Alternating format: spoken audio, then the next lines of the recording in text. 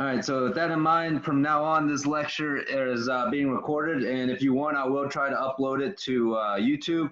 But again, keep in mind, I've already got this this entire review session pre-recorded and uploaded to YouTube. So it's already up there. All right, Armand, you got a hand up. Is that a question? It was just like a general, what would you, like, out of all the 4 chapters, what would you say we should focus on the most?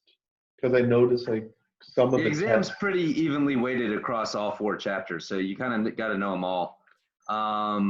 Yeah, I think of the 21 questions on there, you just probably see about 5 or 6 from each of the 4 chapters. In the chapters, would you say it's mostly like terms and ideas, like what is the fallacy of composition, or do you say it's more like real life scenarios, like if the price falls? Yeah, it's going to be more conceptual questions. It's going to be more things that you can't really like just look up a quick definition on iLearn or something like that and use it. So it's going to be more either math problems or application type questions is probably what you're going to see more of. I haven't finished making the exam yet, so I'm not sure. I'm going to try to finish that tonight. But I think that's probably going to be most of it there. All right, that makes sense. Thank you. Yeah, no problem. Any other questions? All right, so I see a question asking if the exam is open notes, and the answer is no. You are not allowed to use your notes, your books, look at any of the videos online, or anything during your test. That's one reason why you're going to be taking it during the exam time. That's one reason why you only have 50 minutes to take it, is to kind of prevent people from doing that. So you do need to know your stuff heading into the exam. 21 multiple choice questions is a fairly short exam for a 50-minute window if you do know the stuff. It is 50 minutes certainly isn't long enough to answer 21 questions if you have to look up every answer. So again, make sure you know how to do these kinds of questions moving into the test, or again, you won't be able to look it up during the exam. So again, it is not open notes. Please do not use your notes, your books, lecture videos. You're not allowed to use help from anybody else, so please don't do that. Somebody just asked what chapters are covered in this exam. That's going to be chapters 1, 2, and 3, and chapter 7, or your first 4 modules.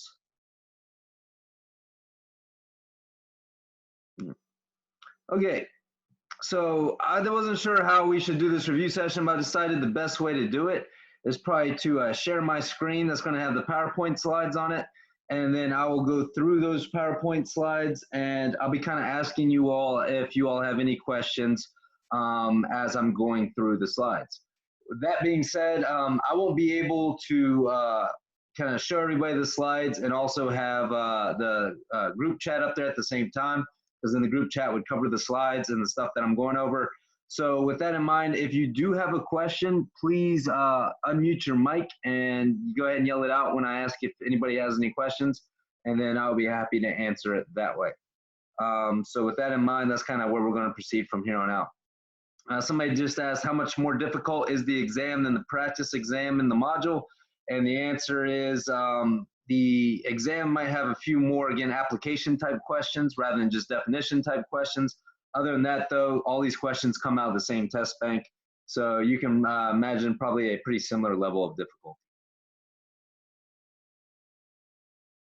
Right, so all the questions on your module quizzes, pre-unit quiz, practice test, they all, the course book questions, the practice questions, they all come from the same place, either the test bank or questions that kind of adapted to popular media from the test bank, in which case, again, so all these questions should be pretty similar. So if you're doing all right on all that other stuff, then you should do okay for the exam. All right, so are we ready to start this review? Let's go ahead and again, I'm going to share my screen. Once I start doing this, please try to ask your questions verbally, because again, it's just too hard to kind of have the chat up there at the same time, or it's just going to block out the PowerPoint slides. Right. So hopefully everybody can see that screen there. It says review session for Exam 1, Introduction to Macroeconomics. Just real quickly, is there anybody who is struggling to see that screen right now? You can go ahead and yell it out if you are. No. No, all right, we're all good. All right, so again, try to have your mics muted until I ask, does anybody have any questions? At which point you can unmute your mic and ask a question. And I'll try to do that after every slide just to make sure that we're all kind of operating at the same page here, right?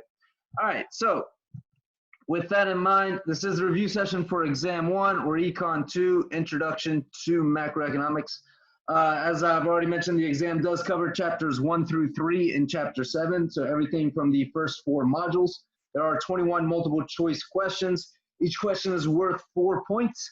So if you're good at math, you know that if you get all 21 questions correct, you'll get 84 out of 80.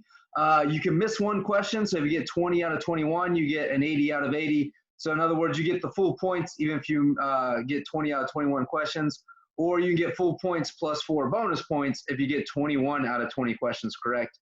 Again, the way the exam is going to work is it's going to be, you're going to be able to log into it anytime between 10:50 and 11:10 a.m. on Friday. So you have a 20-minute window to log into it. And then once you start it, you're going to have 50 minutes to complete the exam. So again, if you start it at 10:50, you'll have till 11:40. You start it at 11, you'll have till 11:50. If you start at 11:10, you'll have till noon. But again, you have 50 minutes once you start the exam. Please remember that I do have a policy that says a higher grade on the final exam will replace the lowest of your midterm exam scores. So if for whatever reason you do struggle on this test, don't worry about it too much. If you do better on the final, it will replace this exam grade. So for example, if you get like a 40 out of 80 here on exam 1, but then you get like a 76 out of 80 on the final, then your exam 1 grade will be a 76 out of 80, assuming it was the lowest, right? Are there any questions about anything with regards to the rules of the exam before we move on to the next slide? Any questions from anybody there? Will we be able to see the timer on when we take the test on iLearn? I believe so. I believe the timer will count down from 50 minutes once you start the exam. Okay, thank you. Yeah, that's the way it's been working in the past. I don't think they've changed it. Any other questions? Nope. All right. Then moving on, people always ask me how I'd study for this thing. Fortunately, the modules are kind of laid out in such a way that if you've been doing all the steps for the module, then you should have pretty much done most of your studying just by completing those modules. So again, what I would do is go through your class notes or any of the lecture videos that you might have skipped or didn't go through. Make sure you check those out. Check out the study guide to kind of help you organize your notes there. So if you are going through that study guide and there's anything from the study guide you don't understand, you might want to rewatch that particular lecture video or check that out again. This review session is not only being recorded right now, but I've also pre-recorded this entire review session last week. So I've got that already posted on YouTube, so you can check it out there. So again, anything you missed during this review, again, it's already been recorded and posted for you. You can study the discussion session assignments, particularly assignments 2 through 4, have multiple choice questions that are pretty similar to the types of questions you might see on the test. You can go back through your 4 module quizzes. So for the first 4 modules, or that one unit quiz that is due tonight, after you complete it, or after 11 p.m. tonight, it's going to close, and then all those questions and answers should be revealed. There's also course book and practice questions for each of these chapters. If you go through all those questions and you understand those questions, then you should be good to go for the test. Now here's kind of a hint here. I would not memorize questions and answers because I try very hard not to ask you the exact same questions. But if you can go through each question and you can understand why the right answer is the right answer and why the wrong answers are wrong answers, then you should be good to go for the exam. You should be able to understand any questions you'll see. Then finally, consult your textbook or book PowerPoint slides if there's anything that you can't understand from the notes or videos, or you can come see me in my Zoom office hours. Remember, I got office hours Friday morning from 8:30 to 10:30, so right before your test. So I'll be happy to answer any last-minute questions about how to do something that you might have if you don't understand it after moving through these videos and things, right? So are there any questions about anything on this slide before we move on into the beginning of Chapter 1?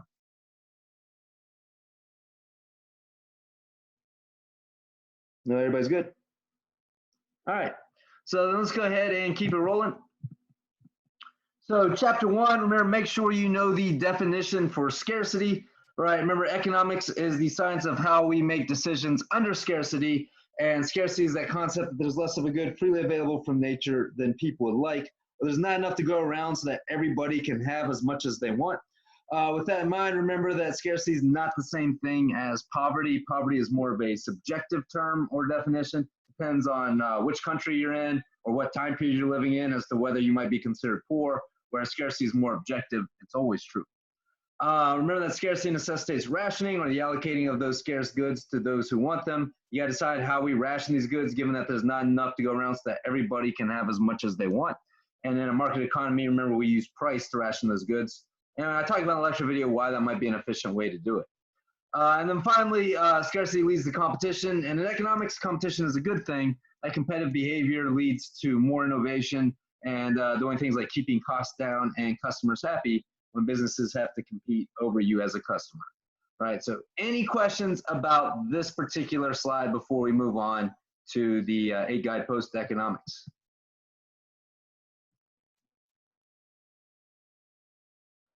Nope, we're good. All right, and let's keep on rolling.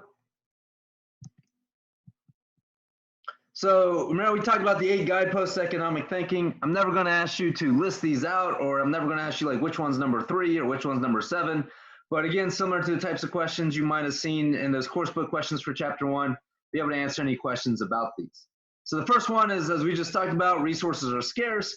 And so there is no such thing as a free lunch, meaning anytime we use scarce resources to produce one thing, even if that thing was free to you, it wasn't free to society, because those resources can't be used to produce anything else. And that leads us into that concept of opportunity cost, right? Opportunity cost is the highest valued foregone alternative. So if the government spends, say, 20 billion of your tax dollars producing maybe a reusable mask to help us through this COVID-19 outbreak, then that's $20 billion that they can't use for any other project. Whatever the most highly valued thing that they could have used that $20 billion for other than the mask would be the opportunity cost of using it for the mask.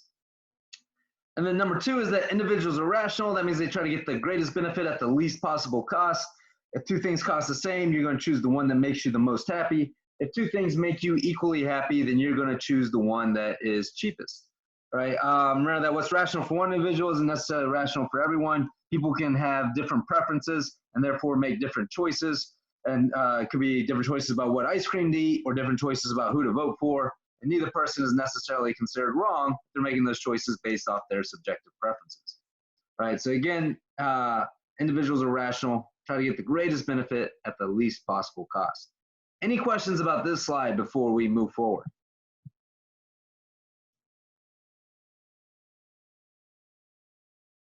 Nope. So Kenneth, I see that your mic is on. Did you have a question? No, sorry. No, all right, yeah. If you don't have a question, make sure to keep your mic off, so that way we limit the background noise. And also, when I see a mic go on, that makes me think somebody has a question. But yeah, so all right, we're good to go. Moving on to the next slide. Remember that incentives matter, so choice is influenced in a predictable way by changing incentives. With that in mind, if the benefit of an action increases, more people are going to be willing to undergo that action. If the cost of an action increases, fewer people are going to be willing to undergo that action. So again, we tend to be able to predict people's behavior based on their changing incentives. And then number 4 is that individuals make decisions at the margin. Right? Remember, marginal is just the effect of a change in a current situation, or we think of it as like the costs and benefits of one more. So if I give you, say, 2 potential choices there, the extra good things from, say, choice B over choice A is the marginal benefits. The extra bad things of choice B over choice A is the marginal cost. And then cost benefit analysis is the idea that you're going to compare the marginal benefits versus the marginal cost. And you're going to do those things where the marginal benefits outweigh the marginal cost. Right? So again, make sure that you can answer questions based off of these 2 economic guideposts. Right. Any questions about this slide before we move on?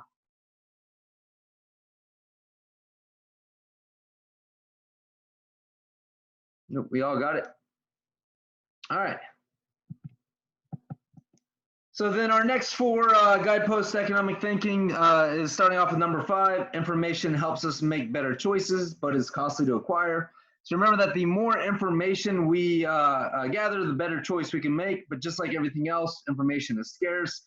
and therefore it costs us something in terms of time or money to get that information. So the bigger the decision, the more information you'll gather, although you won't be perfectly informed when you make a decision. The smaller the decision, the less information you will gather. And that leads us into this idea of the rational ignorance effect.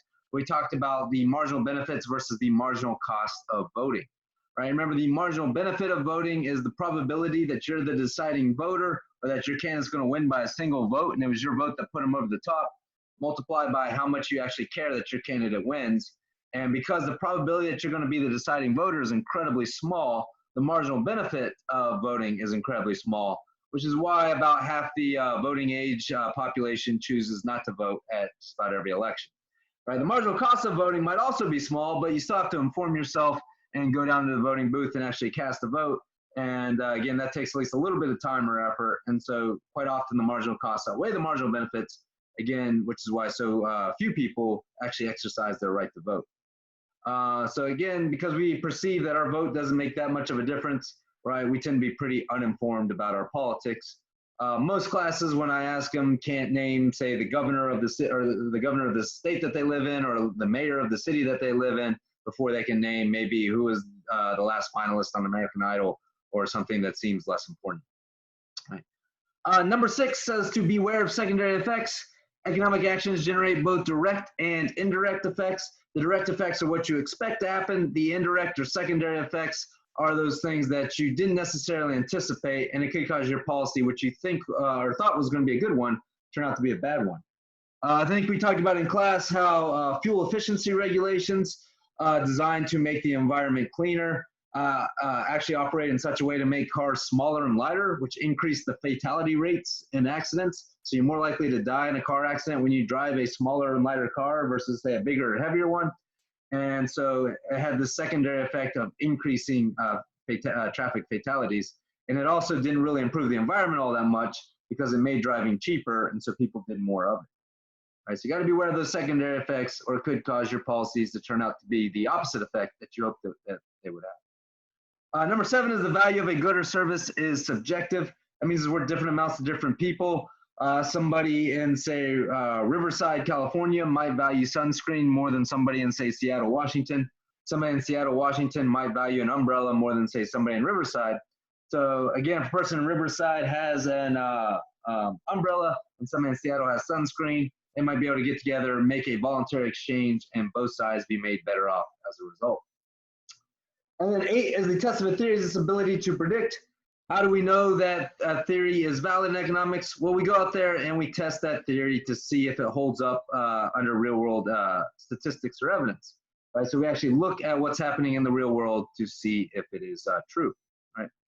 All right, so any questions about this particular slide here before we move on through chapter 1?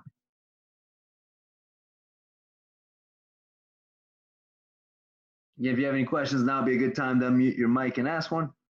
You can try not to type out your question in the chat just because I can't see the chat, the participants, and the slides all at the same time without covering up too much information.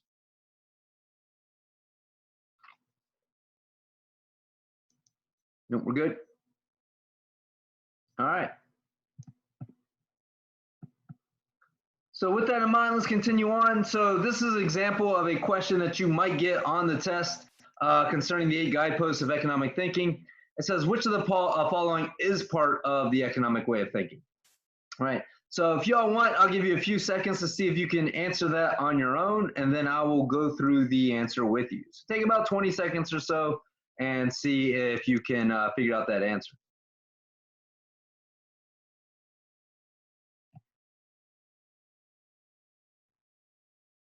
While you're doing that, I see some people have been kind of active in the chat. I'll see if I can bring that up. Nah, it's not even letting me, huh? Oh, good. So you all are answering the question in the chat. That's a nice use of it. All right, so a lot of people chose D, and D is the correct answer.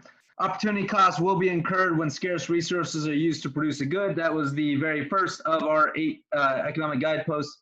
When the cost of an option increases, individuals will be less likely to choose it. That's that idea that incentives matter, or our third of our economic guideposts. And then in addition to their immediate or direct effects, economic actions often generate those secondary effects. That is guidepost number 6. Because all those are true, D is the answer you're looking for. That's the one that you should choose on the exam. Right. Any questions about that before we move forward? I had a question. Yeah, go for it, Michael. So for resources, are they always usually considered scarce? So even if they're not scarce, will there still be opportunity costs? All right, so if the resource was not scarce, there wouldn't be an opportunity cost, but I can't think of a resource that isn't scarce. Okay. So should we just basically assume them to be scarce? Yeah, I mean, just about everything that you can think of in the world is scarce. The only thing that I can ever think of when I'm giving this example in class about something that might not be scarce is air in general, right? Like you can go ahead and take a deep breath, then you go ahead and have another deep breath on me. It won't cost anybody any money because, again, it's not really scarce, right? Although even though air in general isn't scarce, you could argue that clean air is. So again, even air has some caveats to it. But anything you can think of, from staplers to pencils to paper clips, right? All those things are scarce in the sense that they're not freely available from nature. Oh, okay, got it. Right, you with me on that? Yeah, scarce doesn't mean that it's not abundant. Scarce just means that they're not free. Right, freely available. Any other questions on that? Nope. All right. If there are no questions, let's continue on. So also in chapter 1, make sure you know the difference between a normative economic statement and a positive economic statement. Remember that positive statements are testable, so they're based on an objective fact. They can be true or false, but the idea is that you can test them to see if they're true or false. Whereas a normative statement is not testable, it is based on opinion, right? So again, if I were to say it's 82 degrees outside, right, that is a positive statement because we can test it to see if it's actually 82 degrees outside, right? It could be 82, it could not be, right, but we can test it to see if it's true, right? A normative example of that statement might be something like it's too hot outside. Well, what does too hot mean, right? It might be too hot for one person, but not hot enough for somebody else. You can't really test whether or not it is too hot because that's based on an opinion or subjective value judgment. So again, make sure that you can pick out a positive versus normative statement on the test. Any questions about that before we move on?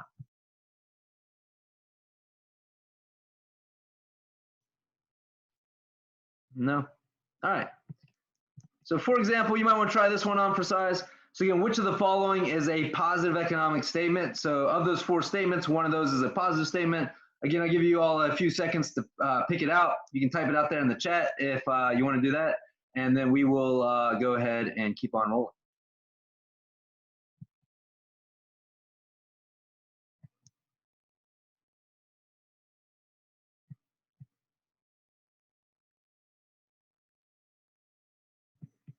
There we go.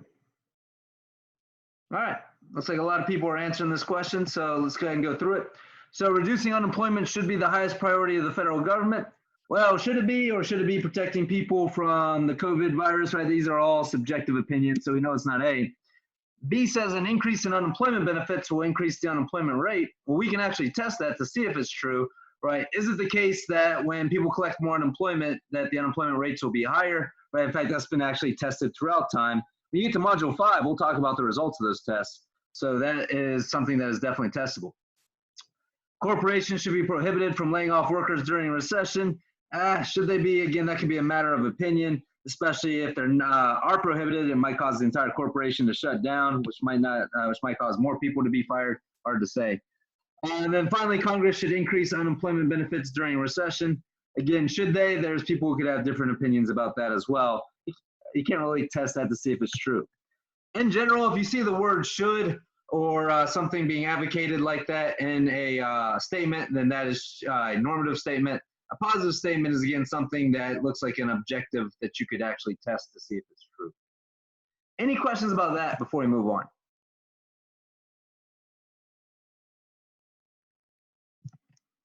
Nope. All right.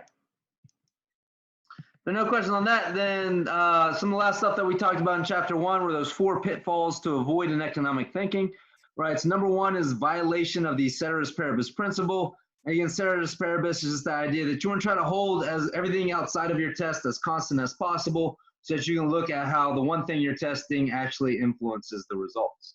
So for example, if you were to test how foreign aid contributes to economic growth, then you want to control for things like whether or not there was a war in the country, whether or not there was a drought or natural disaster in the country, right? Anything other than the effect of foreign aid on growth, you want to try to keep as constant as possible across all the countries that you're examining, right? So again, if you don't do that, then you could allow some outside influence or some outside variable to kind of confound your results there.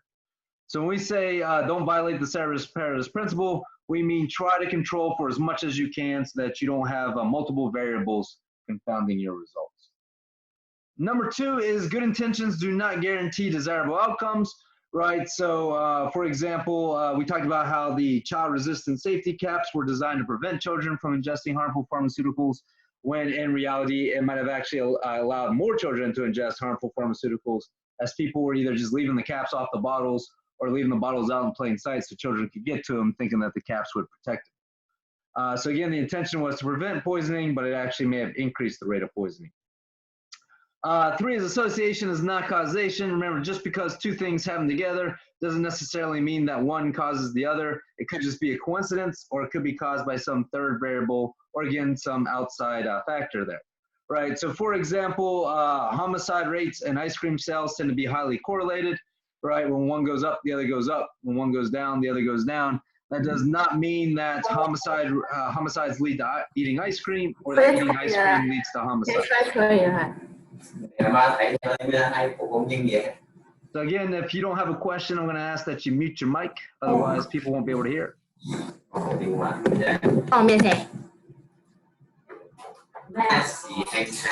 Jingmin Feng, could you mute your mic, please, because we can all hear you.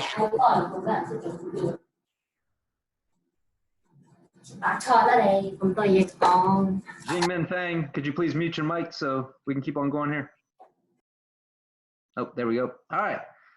So again, that's the idea of association is not causation, right? Just because these two things happen together doesn't mean that one causes the other, right? Well, in reality, as it turns out, high temperatures tend to cause both to happen. So it could be some third variable. And then 4 is the fallacy of composition. That is the fallacious belief that what is true for one person is true for all. Again, if one person stands up at a concert or sporting event, they're going to be able to see it better. It's not true that if everybody stands up, everybody's going to be able to see it better. By the same token, if one person gets a $1,200 check in the mail, they can probably buy more stuff. If everybody gets a $1,200 check in the mail, then you might see some inflation happen because sellers know that everybody's got more money. So again, it's not necessarily the case that everybody's going to be able to buy more stuff. All right, any questions on the 4 pitfalls to avoid in economic thinking before we continue on?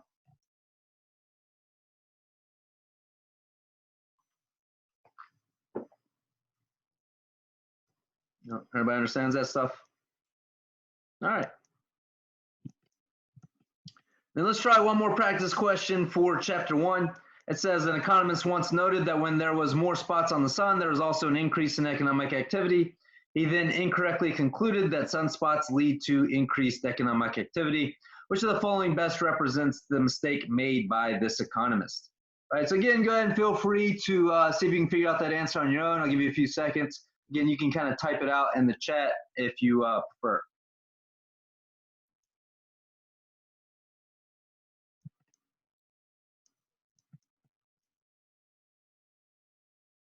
All right. So it looks like most people are getting it, right? And that is that you fail to recognize that association is not causation. He assumed that because these two things happen together, that one causes the other, when in reality it's probably something more of a coincidence. So C was the right answer there. Let me do that. So C was the right answer there on this particular question. Any questions here about this slide before we move on into chapter 2? I had a question. Yeah, go for it, Michael. So for the ceteris paribus, like, so what would be an example of that? Example of that might be what when we watched that video as part of our lecture in class. Remember that we watched a video about whether or not elephants were afraid of mice. right? Remember John Stossel took that mouse up to the circus elephants and concluded that they weren't afraid of mice. And then we talked about how that might not be a good test just because those are trained circus elephants. So the fact that these elephants have been trained, that's a potentially confounding variable that would mess up that test, right? So again, we violated the ceteris paribus principle by using trained circus elephants for our test, because that's another variable that might influence those results. You should probably look at elephants out in the wild before you conclude that that test was accurate. Oh, okay, yeah. I remember that. Yeah. Thank you. Yep, no problem. Any other questions before we move on to chapter 2? Nope. All right, so we are one chapter through it. Let's go ahead and continue on. So if you understand that, then or if you understand the stuff that we went over there, you should be good to go for chapter 1. So first thing we talked about in chapter 2 was how trade creates value, right? Remember that there's voluntary exchanges, and then there's those coerced exchanges. Voluntary exchanges are when two sides get together and engage in an exchange because both sides expect to be made better off.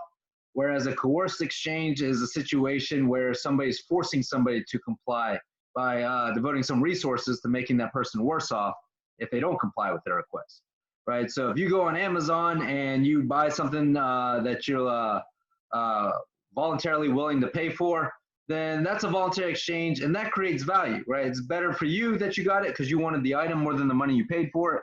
It's better for the seller because they wanted the money more than the item that they're giving you, right? So both sides win from that exchange.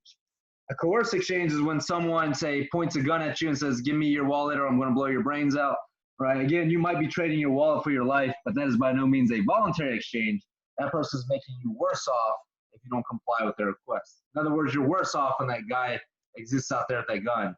You're not necessarily worse off when Amazon is offering you a product for sale, even if you choose not to buy it.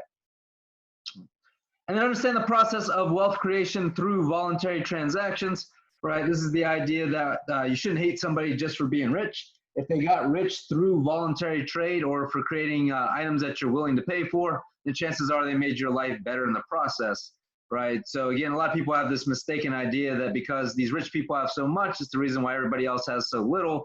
But remember, these rich people, they don't take your piece of the economic pie. They actually expand the pie and make it bigger and better for everyone, as long as they're creating their wealth through voluntary trade. Now, if a rich person got rich by stealing or blackmailing or enslaving you, right, then again, that might be a case to hate them, right, because then they probably took your piece of the economic pie. Any questions on this slide here in chapter 2 before we move forward?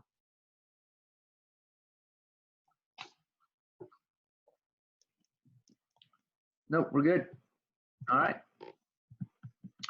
Also in chapter 2, know the 4 incentives of private property rights. Right, remember that a private property right means that you have exclusive use over that property. Nobody can take it against your will. If somebody does take it against your will, you have legal protection against invasion from other individuals. And then you have the right to sell, transfer, exchange, or mortgage that property as you see fit. Now remember, private property rights lead to 4 incentives that are conducive for economic growth or development. Right, the first of which is that when you own something, you have the incentive to use that resource in ways that benefit others. Right, so again, if you own something, you're going to use it in ways that other people value because the market's going to reward you for doing so. For example, if we're all getting ready to come back to, say, class in the fall, let's say that happens, right? One of the biggest problems on UCR's campus is parking. So if you had a big, flat, empty piece of land in the middle of campus, you might decide to turn it into a parking lot and charge people to use it, not because you dreamed of being a parking lot owner, but because you know other people want parking there more than anything else, and that's what they're going to be willing to pay you the most for. Right, so again, you'll look where people are complaining or having problems, and you'll use your property rights to solve that problem because you get rewarded for doing so. You can choose to ignore their problems, but then you miss out on all the money you could have made had you solved their problem for them. Number 2 here is that you have the incentive to care for and manage what you own. That's the reason why you drive your own car more carefully than a rental car, or why you might take care of your own yard more than you might take care of a communal piece of land that everybody shares. Number 3 is that private owners have an incentive to conserve for the future. Right? Remember that if you don't have private property rights, you tend to suffer from what's called that tragedy of the commons, where people try to overuse a resource or take as much as they can as quickly as they can, because anything they don't use, they know somebody else is going to take. It's the reason why you have the overfishing of the seas or the overkilling of endangered species. And then number 4 is that private owners have an incentive to make sure that their property does not damage your property. right? You have incentive to make sure that you don't let your, say, tree branch that's growing on your yard to fall on your neighbor's house because you're held liable for any damages that has caused. Right. Any questions here on private property rights before we move on here in chapter 2?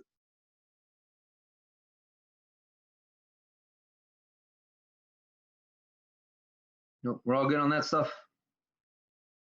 Cool. All right. Now let's keep it rolling. Right. Also in chapter 2, make sure you understand the production possibilities curve and what it represents. Right. Remember that the production possibilities curve is the maximum combination of goods that an economy can produce given 3 assumptions. Those assumptions are your given level of resources, right, your given level of technology, and that you're using those resources and that technology fully and efficiently. Be able to identify and describe points on a production possibilities curve. Remember, a point inside the curve is considered inefficient, a point on the curve is considered efficient, and a point outside the curve is considered unattainable. Now, if you go from one point on the curve to a different point on the curve, then you're going to have to give up some of one good in order to gain more of the other. So you can't go from one efficient point to another efficient point without giving up something, right? So know what's given up and gained when you go from one point to another on that production possibilities curve. Now remember, the production possibilities curve is always downward sloping because you do have to give up more of one thing to gain more of another, right? Again, assuming you're operating on these on the curve or at these efficient points. But it could be a straight line indicating constant opportunity costs, or it could be bowed outward indicating the idea of increasing opportunity costs, which says that the more you produce of one thing, the more you're going to have to give up of another. Any questions about the PPC before we move on? We're going to talk a little bit more about how to shift it, and we will do some examples with some questions here in a little bit. Does anybody have any questions about what we just talked about? Will you ever have to worry about negative production? What do you mean by negative production? So like if maybe if they produce actually, so I think it's just would be 0 production, right? That would be the least amount. Yeah, so if you decide to say produce all of one thing and none of another, then you'll be operating on one of those axes, either the y-axis or the x-axis, right? But so yeah, you can't produce less than 0, right? 0 is the fewest you can produce. You can go from producing 5 units down to producing 3 units of one thing, so you can start producing 2 less, but you're still going to have a positive level of production overall. Oh, okay. All right. Cool. Any other questions before we move on? Nope. All right. So continuing forward here, know the factors that shift the production possibilities curve. One is a change in the economy's resource base. So again, one of the assumptions is that the resources that we know about are all the resources that are out there when we draw it. But again, if we go out there and discover more resources, which we can through a process called investment, right, and that's going to allow that production possibilities curve to shift outward. Meaning that the more we invest, then the more that curve will shift out, but that also means that the less we're consuming, or the less fun we're going to have today, right? The more we consume, then the more fun we're having today, but then the less that curve is going to shift out in the future. Changes in technology is another thing that can shift that production possibilities curve outwards. So as we discover more technology, that curve will shift out. Changing the rules under which the economy functions. Some rules are more conducive for economic growth, like free trade tends to allow that curve to shift outward. Some rules are less conducive to economic growth, like, for example, social distancing will probably cause that curve to shift inward, at least for the time being. And 4 is a change in work habits. Working harder shifts the curve out. Working less shifts the curve in. Any questions on shifting this curve or this graph before we move on to some practice questions?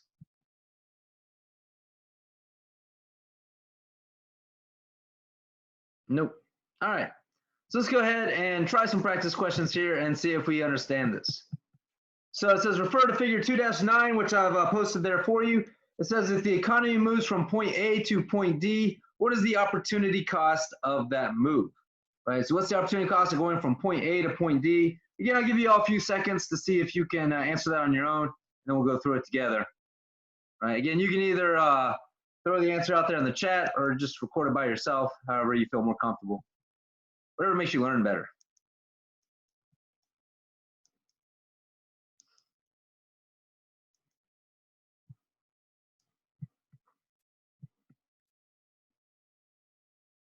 All right, seems like most people are getting it. So again, if we're going from point A on this curve, point A being right here, down to point D on this curve, and this is the move we're making. We're going down this vertical axis here and over here, right? So again, we're going from having 30 toasters, which we had at point A, down to having 10 toasters, which we have at point D here. So we are giving up a total of 20 of those toasters.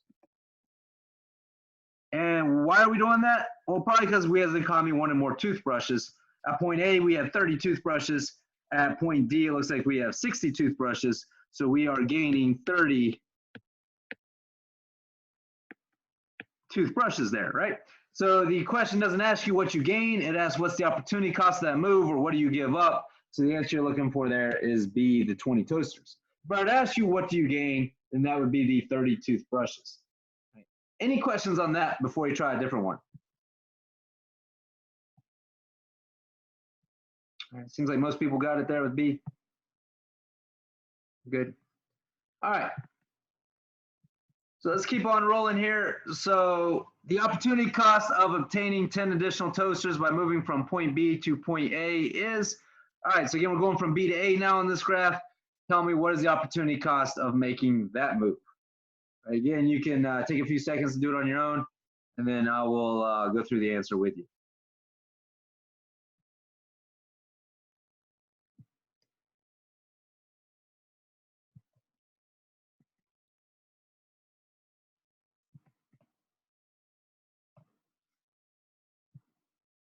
All right. So we got a few people locking in answers here. So the opportunity cost of obtaining 10 additional toasters by moving from B to A. So we're going from this point up to this point. So we are gaining 10 toasters. We can see that we are going from 20 up to 30. So we did gain 10 toasters there, right? However, did we give up any toothbrushes? And the answer is no, because we had the additional resources to produce those toothbrushes since we went from an inefficient point to an efficient point. So D is the answer you're looking for on that, right? So remember, if you go from a point on the curve to another point on the curve, you're gonna have to give up some resources to do so. But if you go from a point inside the curve to a point on the curve, you might not have to give up anything in order to gain those additional toasters, right? Because again, you're going from operating inefficiently to operating efficiently. Now, if I were to ask you on the exam, what is the opportunity cost of moving from point B to point C? The answer would be 0 because you can't get to point C, right? Because it is considered unattainable, right? Remember, any points outside the curve you can't get to just yet, at least not unless we've expanded our production possibilities or shifted that curve outward in such a way to make that point C possible, right? Either by discovering more resources through investing, better technology, better rules or laws, or just working harder. So any questions on the PPC or production possibilities curve before we move on? You can't move from point D to like point A, right? You can only go forward. No, you can go from D to A. Yeah, if you were to make that move, if you were to make the move of going from, say, D to A, I'm going to exit the full screen so I can switch colors here. I want to try. Keep the annotations. So if you wanted to go from D to A, right, if that's the move you wanted to make, then the only thing that changes is now what you're giving up and what you're gaining. So now in this case, you are giving up 30 toothbrushes. And now this time you are gaining those 20 toasters, as opposed to giving up 20 toasters to gain 30 toothbrushes when you go from A to D. Does that answer your question?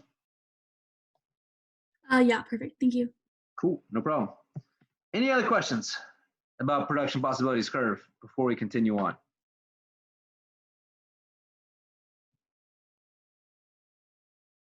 Nope.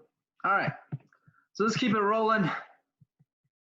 So also in chapter 2, we talked about the law of comparative advantage. Make sure you understand how that works. It says that the total output of a group of individuals, an entire economy, or a group of nations will be greatest when the output of each good is produced by whoever has the lowest opportunity cost. In other words, whoever gives up the least. Right, so we went through a bunch of examples of that. We went through a couple examples in your Chapter 2, Part 3 lecture video. We also did a bunch of examples in the discussion session video for Module 2, as well as your Module 2 discussion session activity. So you got plenty of examples of how to do these types of questions out there. Because we did spend so much time going over so many examples, make sure that you study this because there's probably going to be one on the exam. Right, so again, make sure you know how to do these types of questions. Any questions here about the law of comparative advantage?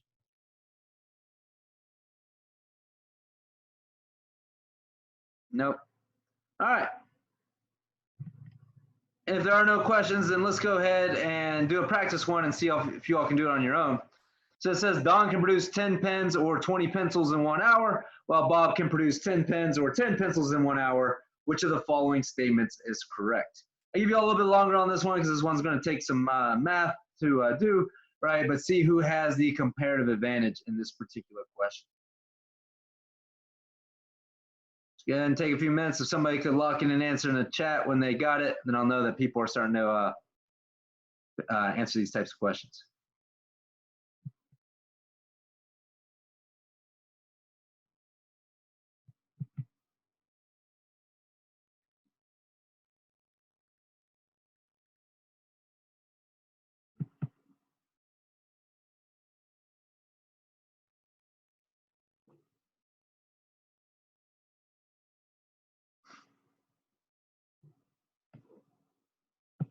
All right, answers coming in pretty steadily now. So let's go ahead and go through this one. All right, so we got two individuals. We got Don and we got Bob, and this is how I'd recommend you set it up. So remember, you are allowed a blank scratch piece of paper as well as something to write with so that you can go through problems like this on your exam. You are also allowed to have a calculator, so that helps you. Make sure you have one of those as well. So we got Don and Bob, and you got pens and pencils.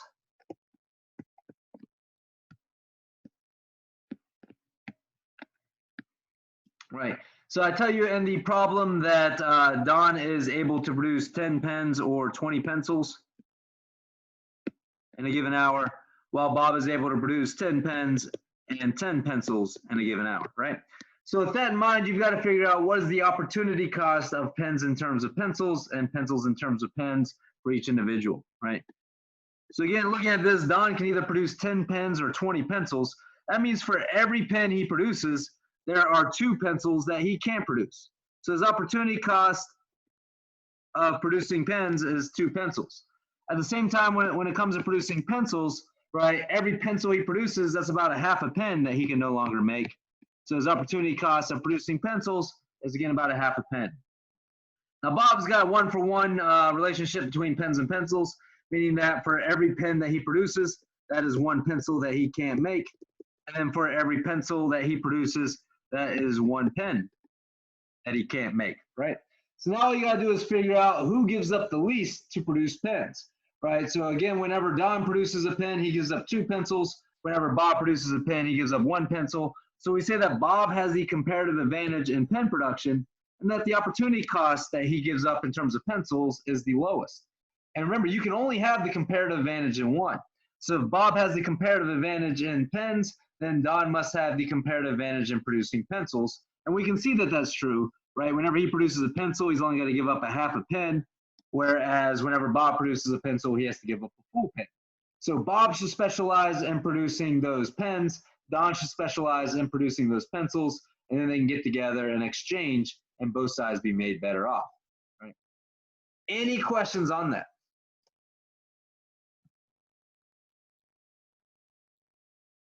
Will we ever have to compare more than 2 items? Not for these types of questions and not in this class. So yeah, there'll always be 2 either people, cities, or countries, and 2 goods. If you can do a question like this, you should be good to go for the exam. All right, cool. Now, if you take an international trade upper division economics elective, then you might go a little bit further with it there. Any other questions on this stuff before we move on? All right, cool. Let's keep it rocking.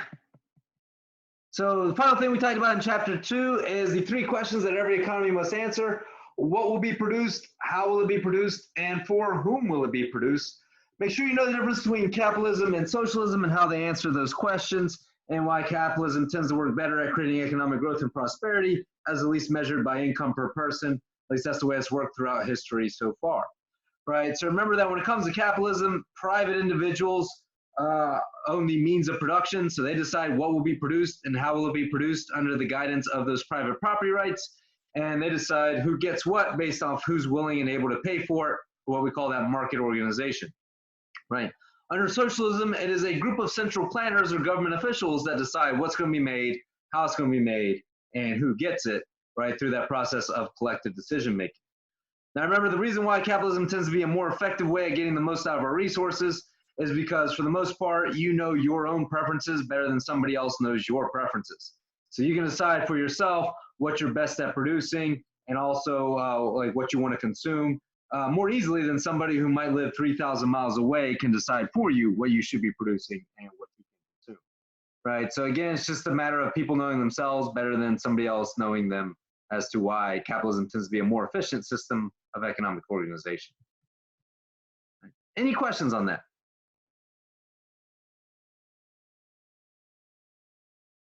Nope. Any other questions on chapter 2 before we move on into chapter 3? Nope. All right, let's do it.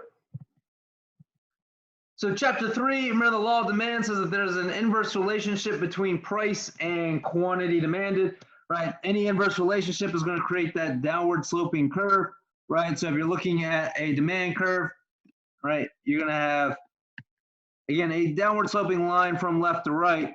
And what this means is that at higher prices, people tend to buy less.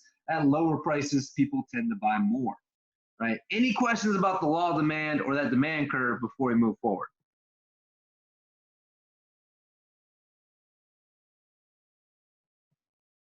Nope. All right. Then make sure you know the difference between a change in demand and a change in quantity demanded. This is probably the question I got most by email from students who were wondering kind of why they missed a question on the quiz. So remember that a change in quantity demanded is caused by a change in the current price of the good, and that's going to cause you to go from one point on the demand curve to a different point on that very same demand curve. So there's one thing and one thing only that causes that change in quantity demanded, and that is a change in the current price of the good. A change in demand is when the entire demand curve picks up and shifts either to the right or to the left, and that's caused by a change in anything that affects your desire to have it, right, other than the current price of the good itself, right? So a lot of students would, I got a question on the module quiz that said when the price of a good increases, demand, and a lot of people would say decreases because they're thinking at higher prices people will buy less. But remember, if the price of the good increases, that is not a decrease in demand, that is a decrease in quantity demanded. So if the price of a good increases and the questions ask you what happens to demand, the answer is that demand is unchanged, right? It's quantity demanded that goes down, it's not demand itself, right? So in order to kind of help explain that further, I've got a graph kind of ready to be laid out for you. So let's go ahead and go through that one real quick. Because again, I think a lot of students were struggling with this throughout Module 3.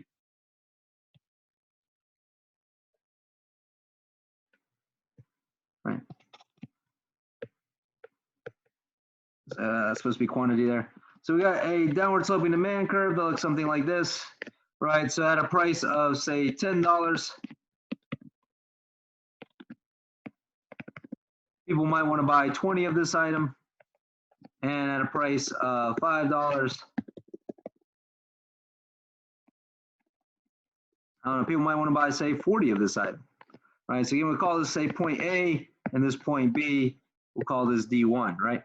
So if you walk into the store and you see that the price of an item has gone from $10 down to $5, then you might go from buying 20 to 40 of them, right? So this is a movement from A to B on this curve. You go from A to B, that is an increase in quantity demanded, not demand. We don't call that an increase in demand even though you're buying more, right? Because you're on the same point, you're on a different point on that same demand curve. Now, if the store announces that the price is going up from $5 to $10, then you're going from B to A on this curve.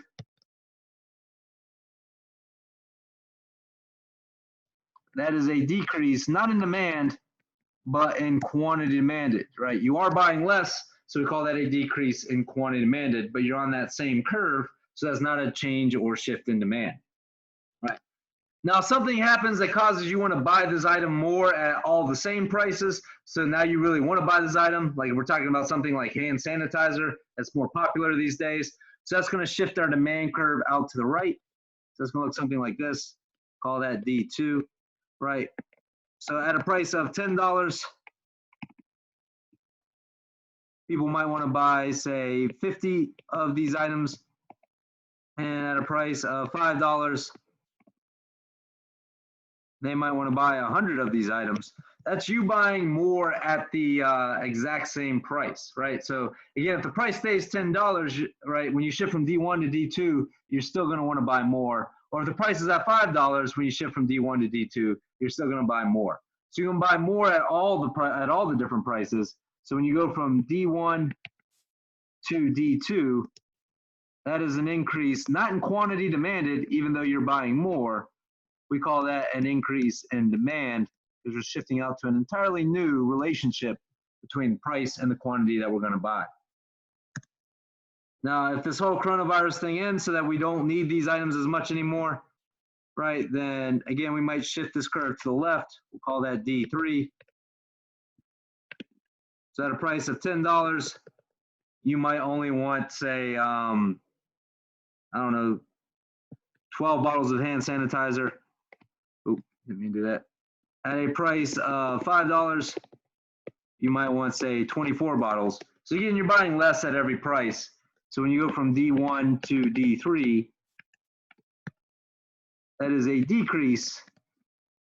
Again, not in quantity demanded, but in demand, right? Even if you are indeed buying less. All right, any questions about that so far? So again, ask yourself, why am I buying more or why am I buying less? If you're buying more because the price, or if you're buying more, if you're buying less because the price of the good itself has changed, right? And that is a change in quantity demanded. If you're buying more or less because your desire to have it at the same price has changed, then that is a change in demand. All right, so is everybody with me on that? All right, looks like we are. Then let's go ahead and continue on through chapter 3 here and talk about what actually shifts that demand curve. Right, so remember we talked about different things that shift this demand curve either to the right or to the left. First of which was a change in consumer income. Remember there's two types of goods, there's normal goods and inferior goods. So when your income goes up, your demand for normal goods also tends to go up. Right, because normal goods are those things that you like to buy and will buy more of if you have more money. Those are things like steak and lobster or nice clothes, fancy cars, stuff like that. Inferior goods are goods that you don't like to buy, but you only buy because they're cheap and you don't have a lot of money, right? So when your income goes up, your demand for inferior goods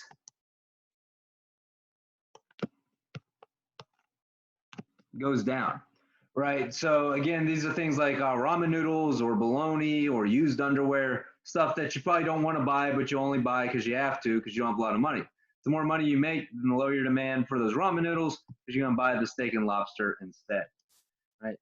Any questions about that first one before we move on?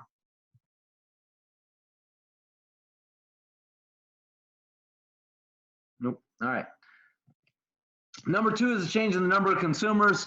The more consumers, then the higher demand is. So in the number of consumers, by the way, that means number, at least it used to. So I mean, that's why I mean it, not hashtag, but number of consumers. When that goes up, then again, demand tends to go up. The more people there are to buy stuff, the higher demand tends to be. The fewer people that are around to buy stuff, then the lower demand tends to be. We certainly realize that during these social distancing times, when there's fewer consumers around, less stuff's going to be bought and sold. Number 3 is a change in the price of a related good. Remember, there's 2 kinds. There's substitutes and complements. Substitutes are goods that are used in place of one another. For example, if you're either going to drink orange juice or grape juice in the morning, right, you're going to drink one or the other. You're probably not going to drink both, right? So if the price of a substitute goes up, say the price of orange juice goes up, then you're going to buy less orange juice. That's a reduction in the quantity demanded for orange juice. But because you have less orange juice, you're going to want more grape juice, even though the price of grape juice hasn't changed, right? So the demand for the good in question will increase, right? Now, complements are goods that are used together, like milk and cereal. You tend to consume them at the same time, or peanut butter and jelly, or hot dogs and hot dog buns, right? Things that tend to go together. And the way this works is if the price of a complement good goes up, let's say the price of milk goes up, then that means, again, you're going to buy less milk, so the quantity demanded for milk will go down. If you have less milk sitting around, you're probably going to want less cereal, so you're going to see the demand for your cereal decrease. When the price of complement goes up, the demand for the good in question goes down. Any questions about that one before we move on?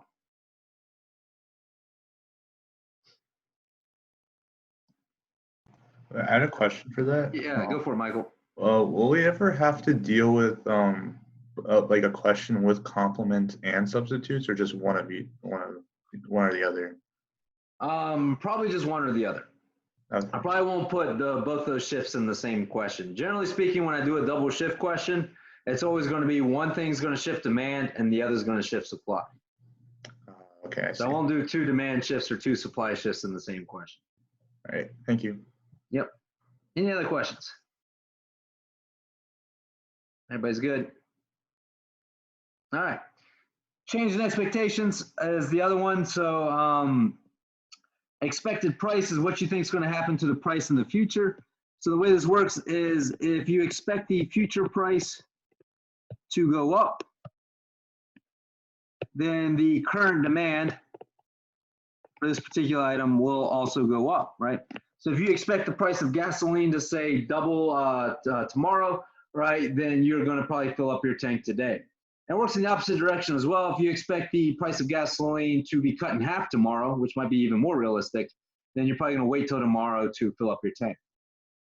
And then expected income is the other one, right? If you expect your future income to go up, let's say you win the lottery, but it's going to take a couple weeks for those millions to come your way. Well, you're not going to wait a couple weeks to start spending money. Your current demand is going to increase, right? You're going to start buying stuff now, right? Just put it on your credit card and pay it off when that check gets there. If you expect your future income to go down, let's say you get laid off from your job, then again, your current demand will also go down. And then the final one is consumer tastes and preferences, which I'm just going to abbreviate here as T&P. And that just refers to like how popular something is, like hand sanitizer right now or toilet paper right now, right? When the taste and preferences for something increases, as you might expect, or as you've certainly noticed, the demand for it tends to go up. If something becomes less popular for whatever reason, demand for it tends to go down. Right. So any questions on these shifters of demand? So I'm never going to ask you like which one is number like 1B or 3A or anything like that. I'm not going to ask you to list them out, but you got to be able to tell me what happens to the demand for cereal if the price of milk changes, or what happens to the current demand for something if you expect the price to increase in the future. And that'll be in the form of either one of those single or double shift questions that we'll be going over here shortly. Is everybody good on that? All right. If there are no questions on that, let's continue on. So continue moving through chapter 3 here. We're going to talk about the law of supply. And the law of supply gives us the direct relationship between price and quantity supplied. So again, we got price and quantity here. And we have this upward sloping curve that indicates this direct relationship, saying that at higher prices, we as sellers like to produce and sell more. At lower prices, we as sellers like to produce and sell less, right? So basically the idea here is that if you put yourself in the mind of the seller, whether you're selling your car or selling your house or selling whatever, you tend to want to sell it for higher prices, right? You don't want to sell it as much at lower prices. Any questions on that here moving forward? Nope. All right. And once again, make sure you know the difference between a change in supply and a change in quantity supplied. A change in quantity supplied is again caused by a change in the current price of the good, and that is a movement along the curve, right? A change in supply is caused by a change in anything else that affects your desire to produce the good, which is usually the cost of making it, and that's going to shift the entire supply curve, right? So it's very similar to that demand versus quantity demanded thing that we've already talked about, right? A change in quantity supplied, you're going from one point on the curve to a different point on the exact same curve, right? A change in supply is a shift of the entire curve, right? So if you want to go ahead and graph this out, again, it's going to look pretty similar just on the supply side of things, but it might be a good idea just as a review for people who maybe didn't understand the demand versus quantity demanded thing. Again, we got price and quantity. You got an upward sloping supply curve. It might look something like that. Let's say you want to make and sell study guides to this exam, which if you want to do, I'm not going to stop you. I believe in a free market economy, so you can feel free to make and sell your own study guides, although it might be tough given that I already provide study guides for students.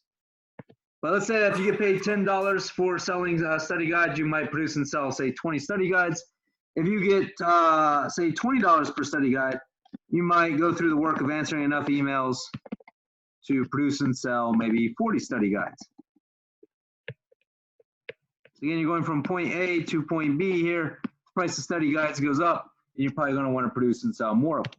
So again, when you go from A to B, do it up here. That is an increase in quantity supplied. So that's quantity supplied going up. Again, nothing's going to happen to supply. We are still on that very same supply curve, S1. Now, if the price of study guides were to go down from 20 to 10, maybe because they know the teacher has already provided them with one, and you're going from point B to point A, right? Again, that's going to make quantity supplied go down, right? You are producing less study guides because you get less money for them, right? Now, if something happens that, say, makes study guides cheaper to make, let's say you pay somebody to answer emails for you and their wages went down, so it's now cheaper to answer those emails and sell those study guides. Then again, that's going to cause your supply curve to shift. At a price of $10, you may produce and sell 30 study guides. At a price of $20, you may produce and sell, say, 60 study guides. That movement from S1 to S2, it says that you're going to sell more study guides at all the same prices, right? That is supply going up, right? Not quantity supplied, even though you are producing and selling more. And then finally, if we were to have a decrease in supply, maybe because the cost of making study guides has increased, so that at a price of $10 per study guide, you may only try to produce and sell 10 of them at a price of, oops, didn't mean to do that. Sometimes touch screen gets sensitive.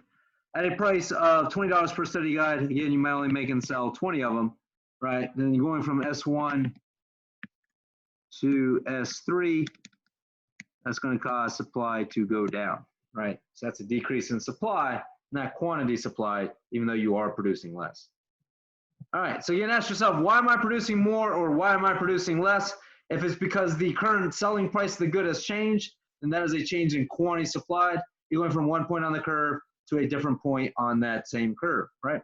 Now, if you are selling more or less because something else has changed, like the cost of producing the good and not necessarily the selling price of it, then that is a shift of supply. You're going to a whole new curve.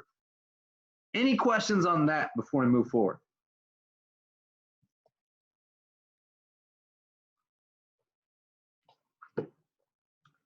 All right, doesn't sound like there are any questions. So continuing on here, what are those things that shift that supply curve either to the right or to the left, right? One of it is a change in resource price.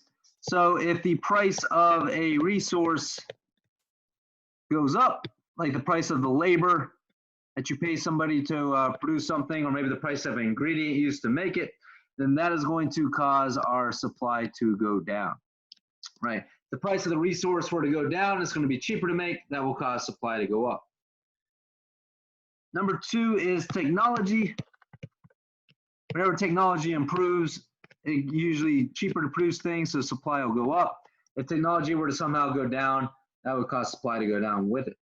Number 3 is a change in nature of politics, and that one really kind of depends on what that change is. But I'll make it very clear on the exam what's going to happen to supply.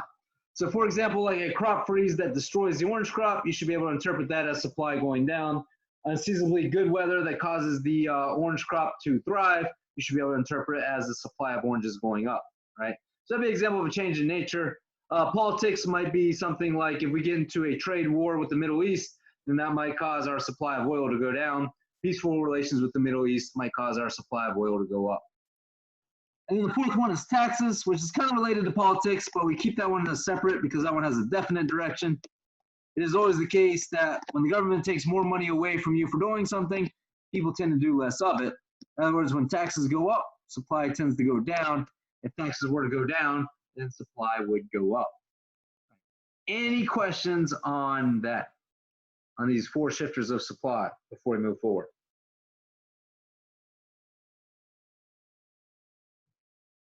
Nope, everybody seems to get that one. All right. So moving on, be familiar with the idea of elasticity, right? So elasticity refers to how responsive we are to a change in price, either as consumers or as producers, right? So again, as buyers, we know that the price of a good goes up, we're gonna buy less, but how much less? Is it just gonna be a little bit less or a lot less? Well, if we say our demand for something is relatively elastic, then when the price goes up, we're going to buy a lot less, even if that price increase is small, and that tends to result in flatter demand curves. Now, if we say our demand for something is relatively inelastic, then when the price goes up, maybe even by a whole lot, we might just buy a little bit less. So we're not that sensitive to that change in price, right? And again, those are going to result in steeper curves. Right, know what a perfectly inelastic curve looks like. It's a vertical line straight up and down, right? Like the demand for life-saving medications, like my demand for chemotherapy, for the pills I needed to do chemotherapy, right? Know what the demand curve for a perfectly elastic good looks like, and that is a completely flat or horizontal line. And those are goods that tend to have perfect substitutes, where one is just as good as the other, right? Any questions on elasticity here before we move on? Is there anything in between elastic and inelastic, or is it just one or the other? Well, I mean, it's just different degrees of elasticity, right? So, for example, something becomes less inelastic, it becomes more elastic. Oh, okay, I see. Right, yeah. So there's nothing like semi-elastic or? Well, there is something that we call unitary elastic, and that's kind of, I guess, the closest thing we have to something like between elastic and inelastic. And that just means that the percent change in price is going to be the exact same as the percent change in quantity that you choose to buy or sell. But I'm not going to ask you to know that here in this macro class. If you take intro to micro, then you're going to do a whole chapter on elasticity where you have to calculate it and talk about what that calculation represents, and that's where you're going to learn that stuff. Oh, okay, I see. Yep. All right, any other questions on this here? Nope, we got it. All right. If you have any questions, feel free to let me know. Looks like Michael's kind of carrying the class in terms of asking questions for you guys. Don't make him do all the work. I'm sure some other people out there have some questions. Feel free to ask him if you do. All right. So moving forward, know the characteristics of market equilibrium and how that market gets there. Remember that equilibrium occurs where quantity demanded equals quantity supplied. There is no excess supply or excess demand when you're in market equilibrium, and that's what we call the efficient equilibrium price and quantity. So I'm going to go ahead and graph that out for you real quick, and then we can talk about how these changes are going to get us to the equilibrium if we start off with a price that's too high or too low. Here we got price and quantity. So we got supply and a very ugly demand curve. So we got Q star here, right? Let's say this Q star is 100. And let's say that this P star is we'll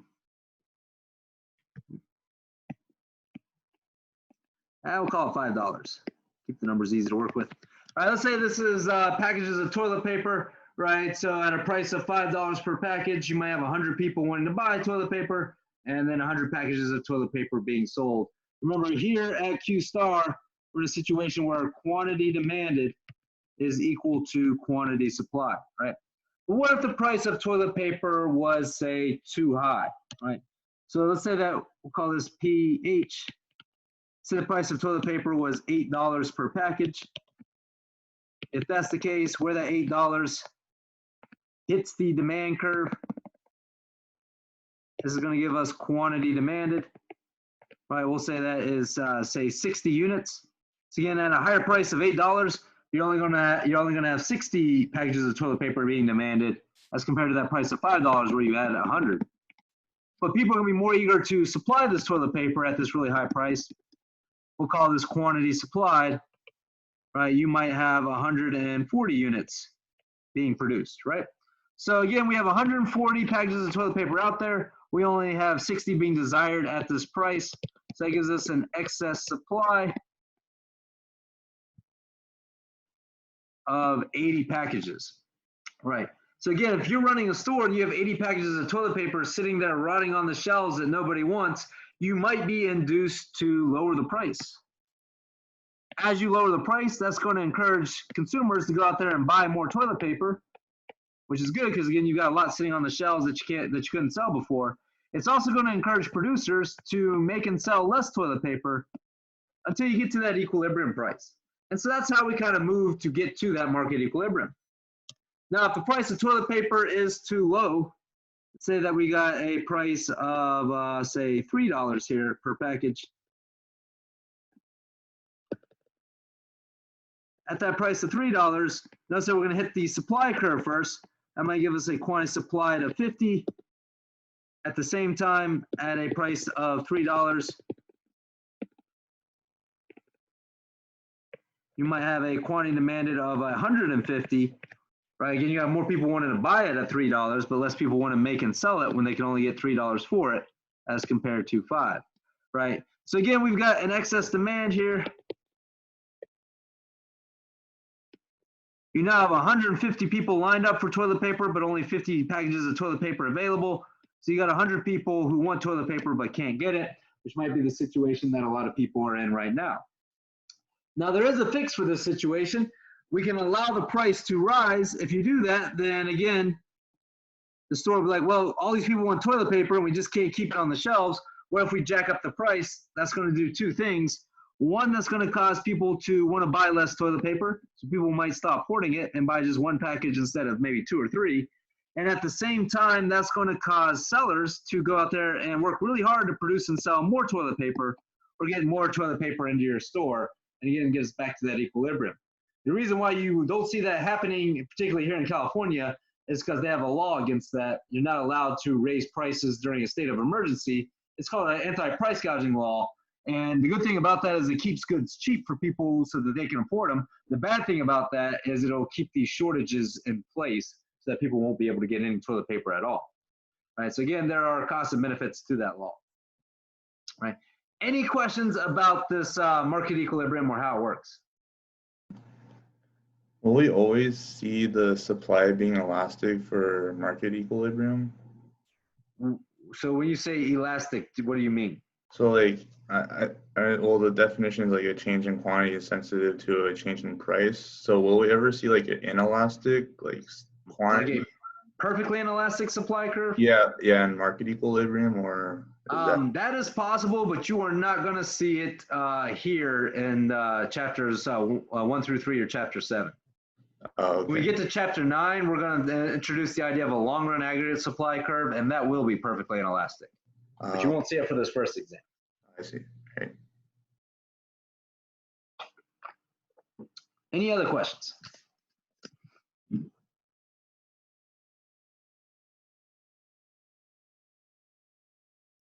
Nope. All right. If there are no questions, let's keep on rolling. So be able to do single and double shift problems. In order to do these, you must know these shifters of supply and demand, right? So again, recognize when I give you a statement, whether that statement is a demand shift or a supply shift, right? Now, remember, whenever demand changes, price and quantity move in the same direction. So when demand goes up, quantity goes up, and price goes up, they both move in the same direction as demand. Whenever demand goes down, both quantity and price go down. Again, they both move in the same direction. That should make sense intuitively speaking, right? If people want something more, then you got more bought and sold. It's going to be bought and sold at a higher price. If people want something less, you're going to have less bought and sold. It's going to be bought and sold at a lower price, right? Again, if you can't remember that or think through it intuitively, and as I like to say, when in doubt, graph it out. Right? That's why you have that scratched piece of paper there for you when you're taking this test. So you have a supply and demand graph. Right? It doesn't take long at all to draw one of those initially. And then the only thing you have to memorize is that an increase in demand is a shift to the right and decreases are shifts to the left. If you can do that much, then all you got to do is say, if you're looking at demand increase, shift it to the right, and it will tell you what happens to quantity. You can see the equilibrium quantity increase or go further to the right, and what happens to that equilibrium price. Right, that's going to increase or move further up. Right. So again, that's how that works when demand changes. Now, when supply changes, when supply goes up, quantity is going to go up with it, moves in the same direction. Price moves in the opposite direction or goes down. If supply goes down, quantity goes down, price goes up. Again, these are rules that never change.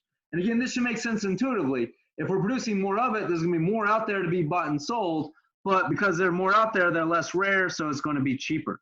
And again, if you can't think through that intuitively, or if you can't memorize that, then when in doubt, graph it out. Again, the graph will always tell you the answer. So again, just draw a quick equilibrium there on your scratch piece of paper.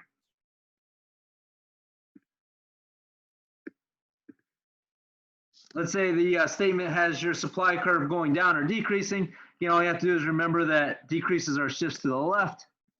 And in doing that, you're going to see that it's going to make quantity go down or end up further to the left than where it started. And is going to make price go up or be further up on that vertical axis than where it started. Again, quantity going down and price going up is what we said would happen. So again, the graph will always tell you, you can't remember or think through it. All right, any questions on that? All right, so again, if I give you one shift, be able to answer that. Or if I give you a double shift problem, for example, two shifts happening, either demand or supply at the same time, then be able to solve that. Remember, we talked about the procedure for solving double shift questions. When I give you two shifts happening in the same problem, just look at one shift at a time. So one statement at a time and ask yourself, does this affect supply or demand? Does it make it go up or down? What happens to price and quantity? Right? Again, whether it affects supply or demand depends on what that statement is saying and which list of shifters it's in. From there, you should be able to figure out if it goes up or down. And then again, we just talked about how to determine what happens to price and quantity. So do that for the first statement, then repeat those steps A, B, and C for the second statement, and then add the effects together, and you should be able to get that effect on equilibrium price and quantity. Right? So again, these are the procedures that you can use for solving those double shift questions. Right? For example, a question like this. So it says a freeze in Florida devastates the orange crop. At the same time, that new study is released showing the health benefits of vitamin C, leading consumers to want to buy more orange juice. How will the equilibrium price and quantity of orange juice change in response to the combination of these two events? So again, there's two statements here. We got a freeze in Florida that devastates the orange crop.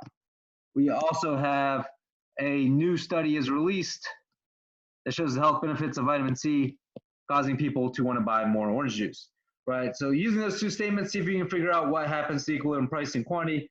I'll give you all some time to work through this one, and then we will go through it together.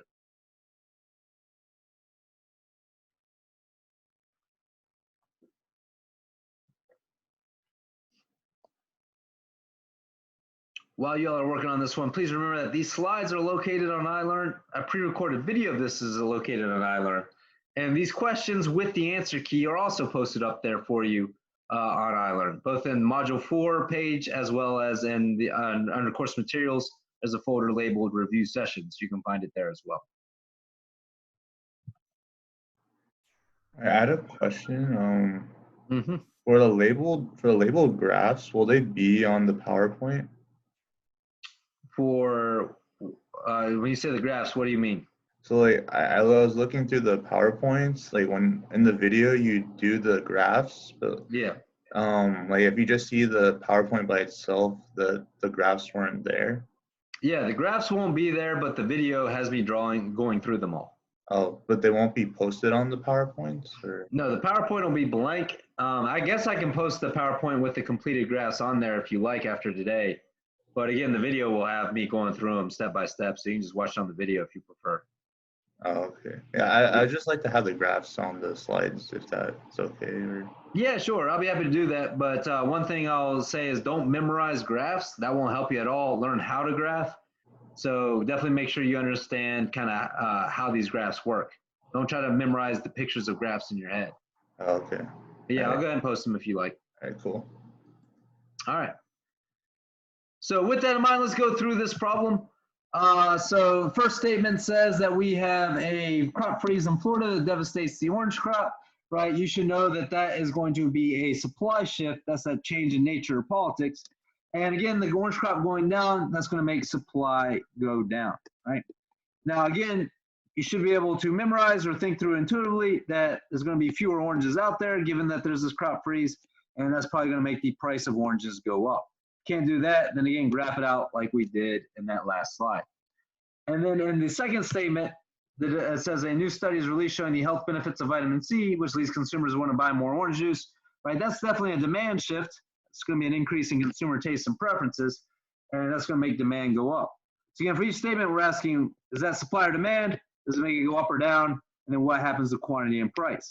Remember that when demand goes up, both quantity and price move in the same direction as demand. Once you've gotten that far with it, the next step here is to add these effects together. In both cases, you got price going up, so we know for sure that price is going to increase. However, because you got quantity moving in opposite directions here, the effect on quantity is ambiguous. Any questions on how to do these double shift problems?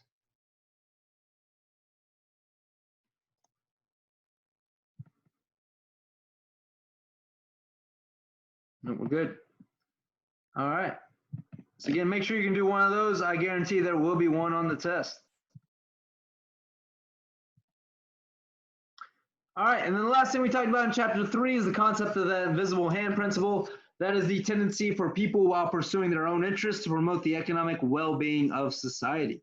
So we talked about in class how millions of people around the world work really hard to produce pencils and combine resources in such a way to get pencils into your store as cheaply as possible. And now one of those people probably cares about you or your ability to get a pencil. Now one of those people cares about pencils, right? Most of them can't even read or write, yet they're still gonna work hard to make sure that these pencils get made, right? Again, more for themselves than for you, but it's gonna create good things for you in the process, right? So again, while pursuing your own self-interest in terms of doing your job as best as possible, right, you are gonna promote the economic well-being of society. Any questions on that before we move forward?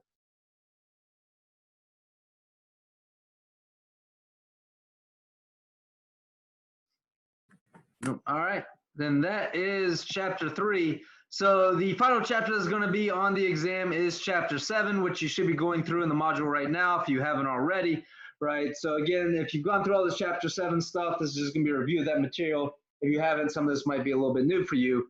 But the first thing we talked about in chapter 7 was the definition for GDP. Remember, we broke it down into 5 different parts. So GDP is the market value. You gotta know what we mean by market value. We convert everything into a dollar amount. Goods that sell for more in the marketplace are gonna contribute more to GDP. So it's the market value of all final goods and services. Remember, final goods and services are those that are bought by the person who ends up consuming those goods or services, right? So if you buy a loaf of bread and you eat it, then that loaf of bread is a final good. If you buy a loaf of bread, then you make sandwiches out of it and sell those sandwiches, then that loaf of bread becomes an intermediate good, where the value is included into the value of those sandwiches, with the sandwiches being the final good or service. Remember, only final goods and services are included in the GDP. Those intermediate goods and services are not. We talked about what we mean by produced, right? Remember, it has to have been produced to count towards GDP. Transfers are not included. So if you give your friend 50 bucks, that transaction is not going to add to GDP. If your grandmother gives you a $100 gift certificate for your graduation, right, that by itself is not going to be included into GDP anywhere, right? If the government takes some of your tax dollars and gives it to people in terms of social security payments, again, that's not going to be included in the GDP anymore. Right? The government gives people unemployment benefits or welfare checks. Again, nothing's being produced to get those. That's not going to be added to GDP anywhere. Right? Another part of the definition is within a country. Remember, only those things within the geographic borders of a country are going to add to that country's GDP. Right? So anything that happens within the geographic borders of the United States will add to U.S. GDP, no matter the citizenship of the person who's producing it. And the final part is during a specific period, it has to be produced in the period being measured to be included into that period's GDP. So if it was produced in, say, 2018 and then sold in 2020, it would not add to 2020's GDP, right, because it was already added to 2018's GDP, right? Any questions on that? So on the exam, make sure you know what kinds of transactions are included into GDP, right? So for example, if I tell you that somebody bought some stock, how would that affect GDP? The answer is not at all, because nothing's being produced when you buy stock, unless you pay somebody for, say, a sales commission on that exchange, in which case the value of the sales commission by itself would be included in the GDP. Right? If I tell you that somebody produced or bought, say, yes, maybe somebody bought a house in 2020, that was produced in 2003, how would that affect GDP? And the answer is, again, it wouldn't affect 2020's GDP at all, unless, again, you paid a real estate agent a sales commission, in which case that would be included into 2020's GDP. Again, just the value of the sales commission alone. Everybody's with me on that much? All right. So moving forward, there are two approaches to finding GDP. Make sure you know how to use that expenditure approach, right? Remember, that is very important. We went through the calculation of each one of these components, right? Consumption is just durable goods, non-durable goods, and services, right? So make sure you know how to calculate that. Investment is fixed investment plus inventory investment, where inventory investment is ending inventory minus beginning inventory. Make sure you know how to calculate that component. Government expenditures is government spending on goods and services. Oops, let me do that. Plus they're spending on capital goods. Again, that does government spending does not include any transfers. So again, when the government pays a soldier or police officer, that would be included. If the government transfers money in terms of, say, again, Social Security, welfare, or unemployment, that would not be included. And then net exports are just exports minus imports.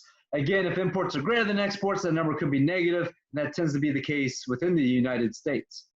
The resource cost income approach, I'm not going to ask you to know in that much detail, but if I give you this equation on the exam and ask you what does that equation mean, you got to be able to tell me that this is the resource cost income approach. So know what it's called in case you see it in future economics classes, right? But I'm not going to ask you to calculate it like I will the expenditure approach.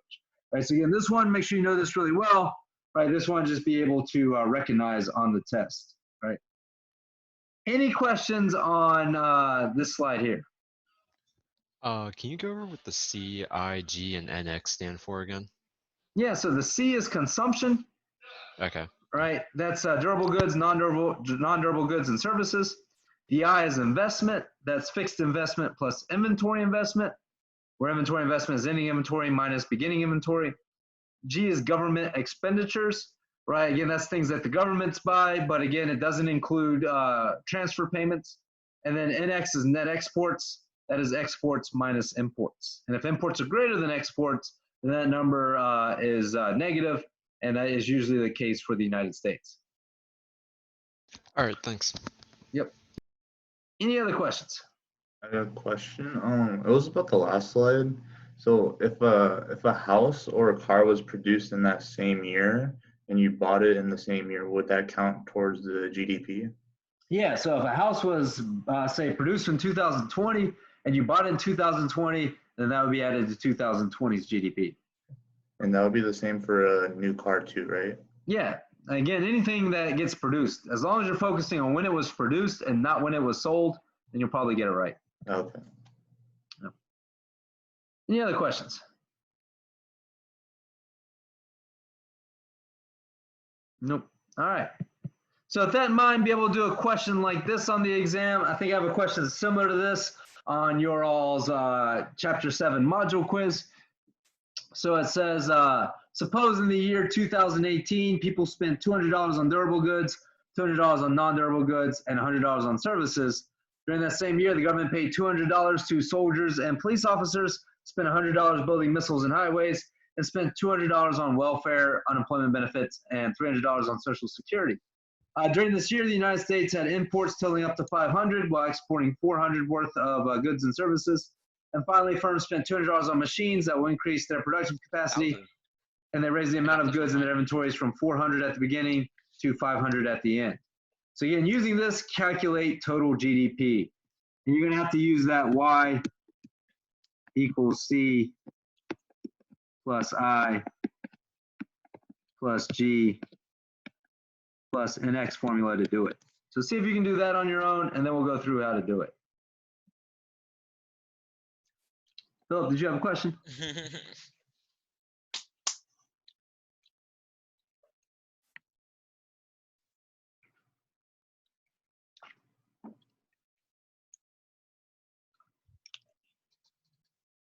Hey, Philip, did you have a question? Remember, if you don't have a question, try to mute your mic so that we don't hear your background noise.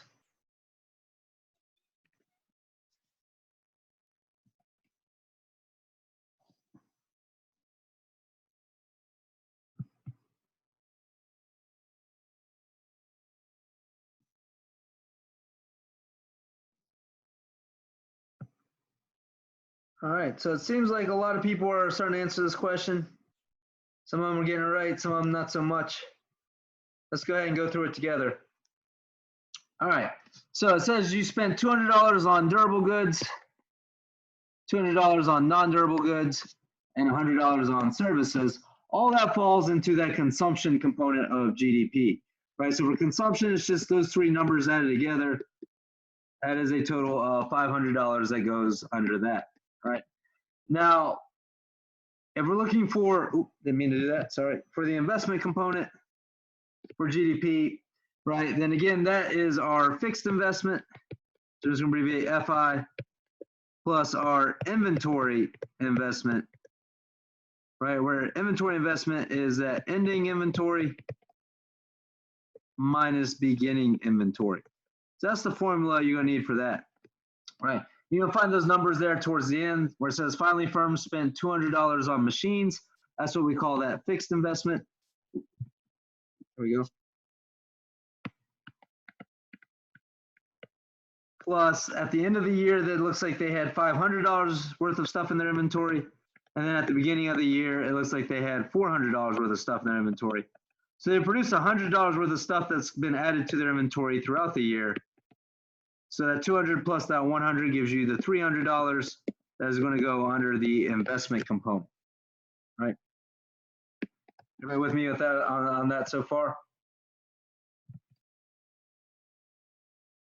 Okay, so the next one is government expenditures. It tells you that the government paid $200 to soldiers and police officers and spent $100 building missiles and highways, right? So that's $300 right there. Now, the government also spent $200 on welfare and unemployment benefits and $300 on Social Security. Remember, these are transfers. Oops, let me do that. And these transfers are not going to be added to GDP anywhere.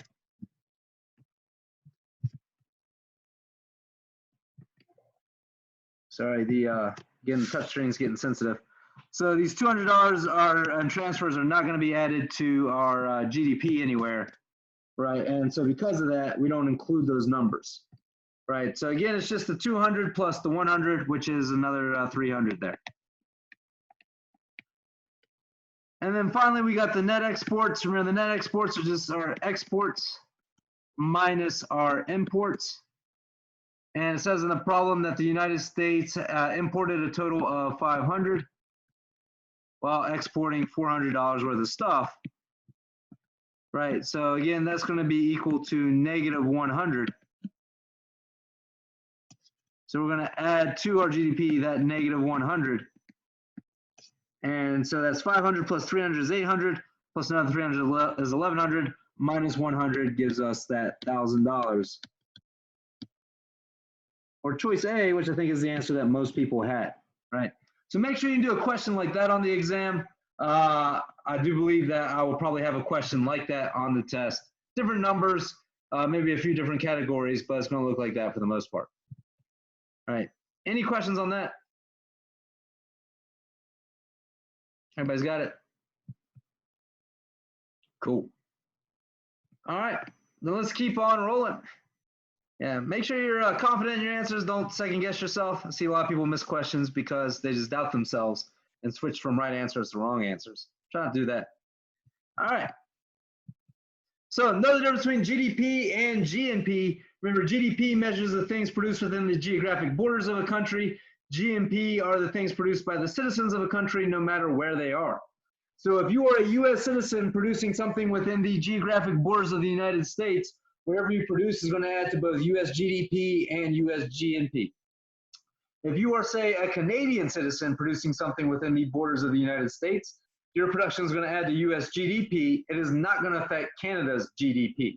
However, because you are a Canadian citizen, your production will add to Canada's GNP. It will not affect U.S. GNP. Any questions about that?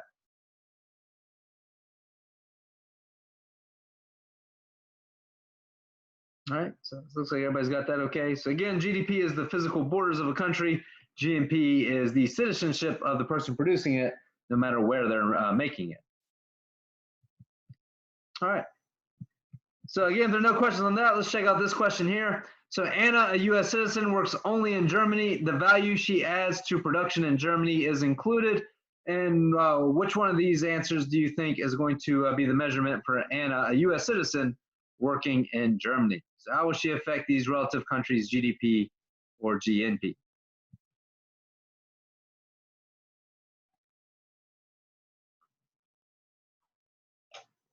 So again, I'll give you a little bit of time to do that one on your own, and then we will go through it together. I had a question. So if you aren't a citizen of any country, does that not affect anyone's GNP? Yeah, if you have no citizenship whatsoever, then your production will not be added to anybody's GNP. Okay. But wherever you're producing, that will be added to that country's GDP. Okay. So it's not, is it technically part of the underground economy or? No, not necessarily. If that transaction is still being recorded, it will be included into GDP. So it's not underground at all. It's still being recorded. Oh, Right? okay. It just won't be added to GNP because you don't have a citizenship. Oh, okay, I see. That's kind of rare. It's very hard to think of people who don't have a citizenship anywhere. Mm-hmm. Right? You'd have to be probably some kind of outlaw for that to happen. Right. A more common question is, what about people with dual citizenship? So let's say they're both a Canadian and U.S. citizen. Well, then production will add to both Canada and U.S.'s GNP, in which case it'll be double counted, which isn't exactly accurate if we're trying to measure the world's GNP. But unfortunately, these definitions are not foolproof, as we're going to talk about at the end of this chapter. All right, so let's go through this one. So again, she is a U.S. citizen, but she's working only in Germany. Because she's working in Germany, right, her production is not going to be adding to U.S. GDP. Oops, went too far there. So again, it's not going to be adding to U.S. GDP. However, because she is working within the geographic borders of Germany, it will be added to German GDP. It will not be added to U.S. GDP because she's not working within the geographic borders of the United States, right? So again, C and D are not the answer. Right, so her production will add to German GDP.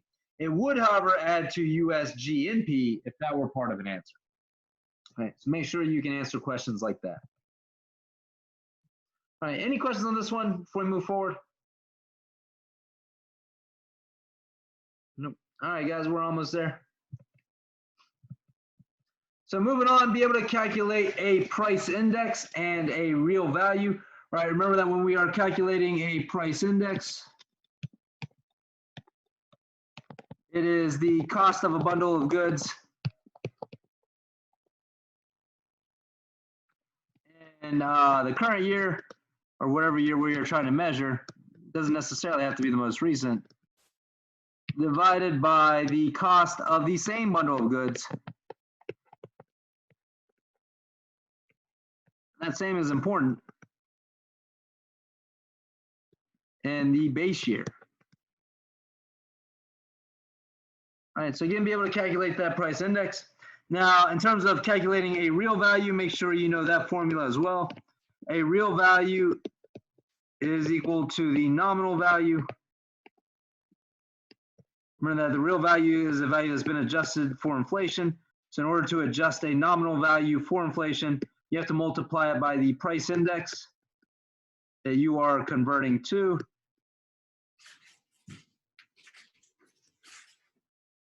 Divided by the price index in the year that you are converting from.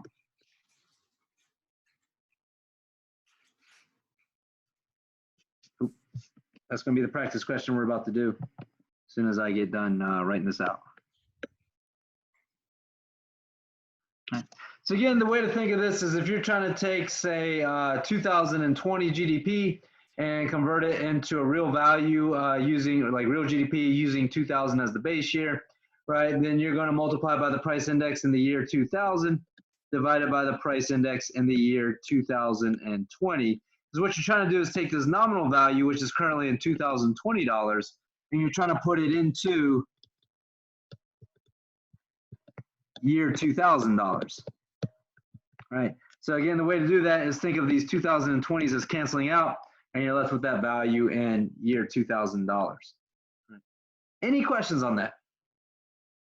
What do you mean exactly by bundle? So a bundle is just whatever typical basket of goods is. So for example, if you walked out of Walmart with a bundle that included 5 cases of beer and 10 bottles of liquor, right, then you'd have to use that same 5 cases of beer and 10 bottles of liquor when you're looking at the different time period that you're comparing it to. Oh, okay. Yeah, so as long as your bundle is the same, right, then it doesn't really matter as much what goes into that bundle.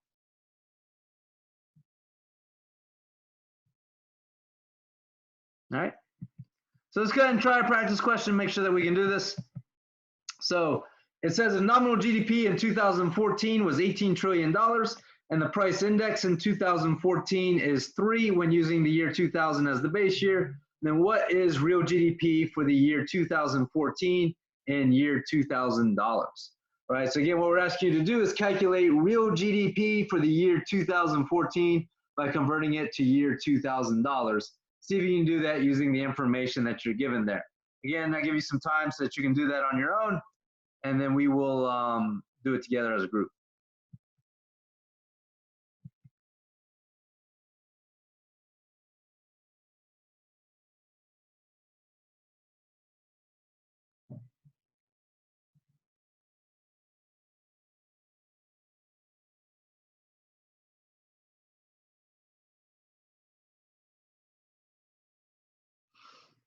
I'm seeing some answers coming in. Looks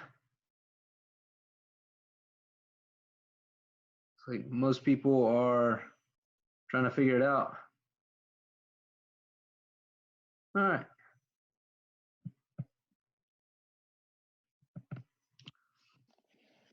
Let's go through it together here. So again, let's think about what we're trying to do. All right, every time I try to touch the pin to the screen, it seems to be wanting to do that these days. So again, we want to calculate a real value. And again, in this case, we're trying to turn a 2014 dollar amount into a year 2000 dollar amount. All right, so we're trying to put it in year $2,000. So we got the nominal value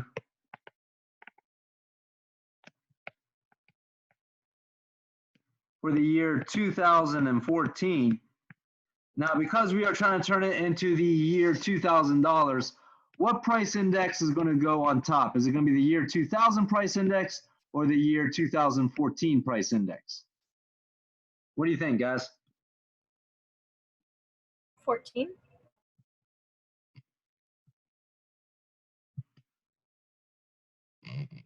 Some people said 14. Some people are saying 2000. Let's take a look, right? So we're trying to turn the year 2014 into $2,000, right? Because again, you're trying to put the year that you're converting to on top. So it's the price index for the year 2000 that you want on top. and the price index for the year 2014 that you want on the bottom. Because again, we're converting it to year $2,000. So again, the way to think of it is think of it as these 2014s canceling out, and you're left with this amount in year $2,000. So if you're with me on that, then then all you gotta do is plug in the numbers. So that's gonna be 18 trillion is the nominal value. Now the price index for the year 2000 is gonna be equal to 1 because 2000 is the base year, and the price index for the base year is always equal to 1. And the price index for the year 2014, using 2000 as the base year, is given to you as 3. So it's 18 times 1/3, and that's going to give you $6 trillion as your real value of GDP. And again, that should make sense if you're converting 2014 GDP into year $2,000, given that prices have tripled from the year 2000 to the year 2014. Right, and then your real GDP in the year 2014, using 2000 the base year, would be 1/3 as much. Any questions on how to do this one?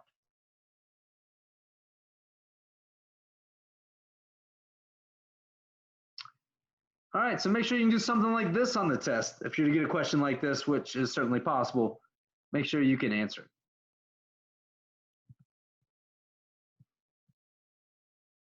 All right. Moving forward, make sure you understand the 2 key price indexes, right? So the consumer price index is, again, measuring how much inflation is affecting households. And then we have the GDP deflator, which is basically how much inflation is affecting everybody, including businesses and governments. Right? Remember, there are some key differences between these 2 key price indexes. Again, the consumer price index only includes things that households would buy in their typical basket of goods, things like toilet paper or hand sanitizer. Right, whereas the GDP deflator would include the toilet paper and the hand sanitizer and anything else that households buy, but also include things like forklifts or conveyor belts, so things that businesses would buy, and then things that governments would buy, like missiles and highways. Right? Remember that the consumer price index does include imports. The GDP deflator does not include imports because imports are not added to GDP; they're subtracted from it. Remember, the consumer price index always uses the same bundle of goods year after year, whereas the GDP deflator allows that bundle of goods to change as the composition of GDP changes.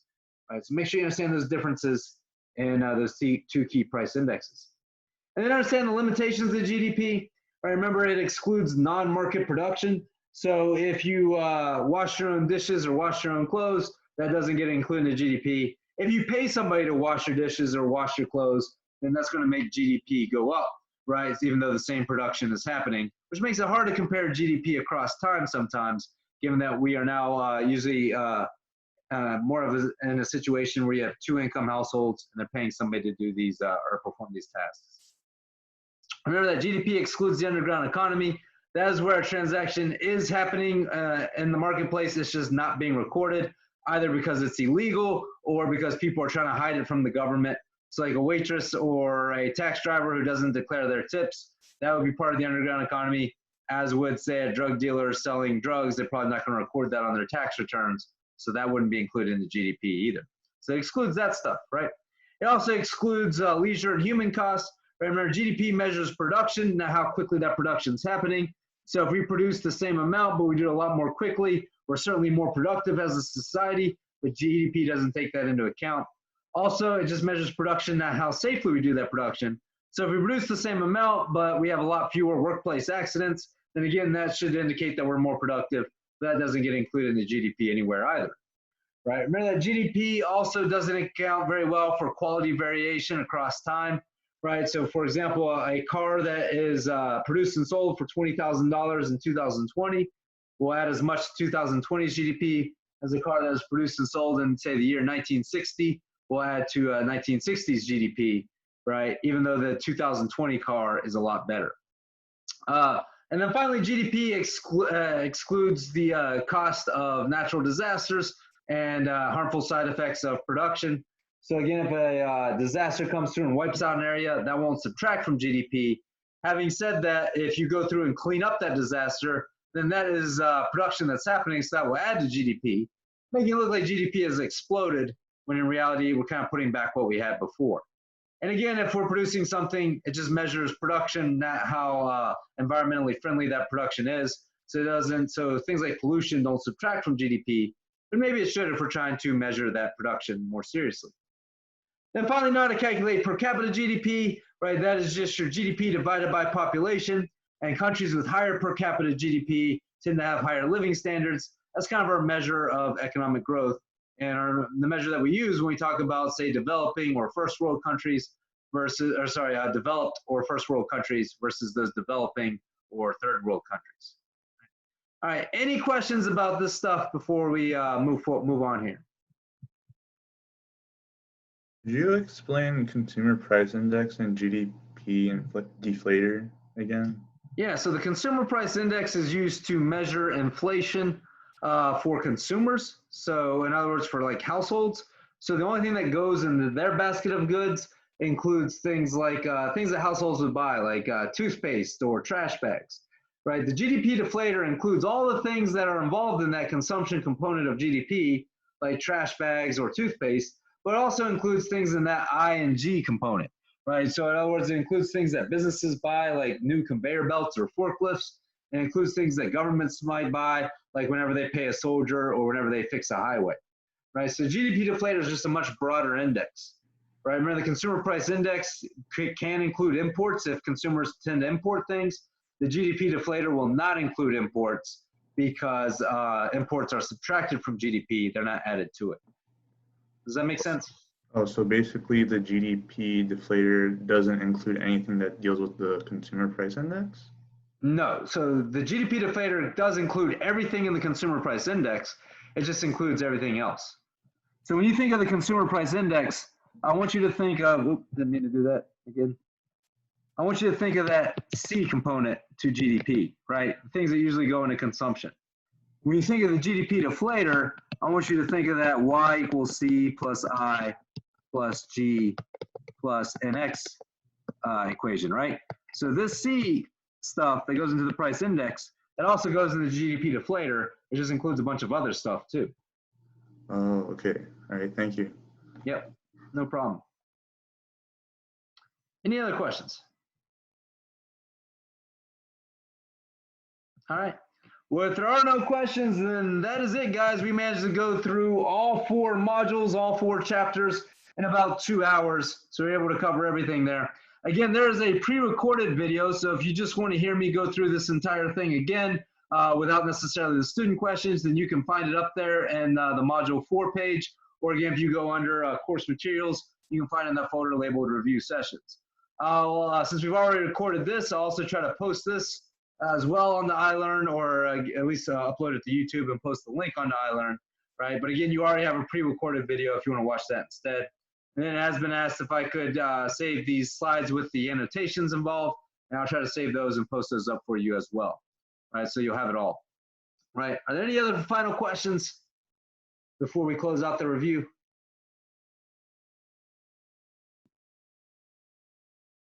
Nope. All right, well, if not, hopefully this was helpful. Hopefully you learned a lot, and just let me know if you have any questions between now and your exam on Friday. Please remember that you do have office hours again Friday morning from 8:30 to 10:30 to ask any final questions, or you can email me anytime between now and then, and I'll be happy to answer those questions for you. But you got plenty of materials to go out there and study, so make sure you study hard, do well on the exam. But even if you don't, remember a higher grade on your final or places the lowest of your 2 midterms. So try not to stress yourself out. Just have fun with it, see what happens, and you always have a chance to improve your grade in the future. All right. So again, let me know if you have any final questions or if you need anything. Other than that, take care.